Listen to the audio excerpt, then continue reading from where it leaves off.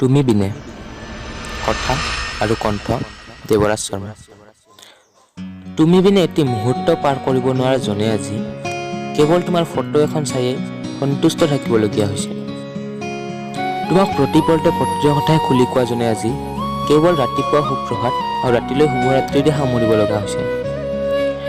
তাকো তাৰে কেতিয়াবা প্ৰত্যুত্তৰ আহে আৰু কেতিয়াবা নাহে। তুমি বাৰু সন্ধিয়াবোৰ এতিয়া কেনেকৈ পাৰ কৰা? মোৰতো তোমাৰ কথা ভাবি থাকোঁতেই যায়।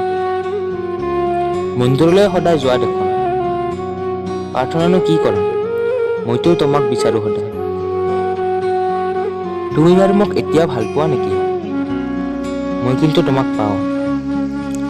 মোবাইলত তুমি শুনি ভাল পোৱা জুবিনদাৰ গীতকেইটা সদায় বজাওঁ। তুমি যিদিনা কৈছিলা যে তোমাক কেৱল জুবিনদাৰ গীত ভাল লাগে, সেইদিনা ৰাতি মোবাইলত আন সকলোৰে গীত গুচাই কেৱল তেওঁৰ কেইটা ৰাখি থৈছিলা। এতিয়াও তাকে শুনো। পাৰ্থক্য এইখিনিতে যে আগতে পগলা পগলা শুনিছিলোঁ আৰু এতিয়া পাঞ্চনাৰ ডলা শুনো।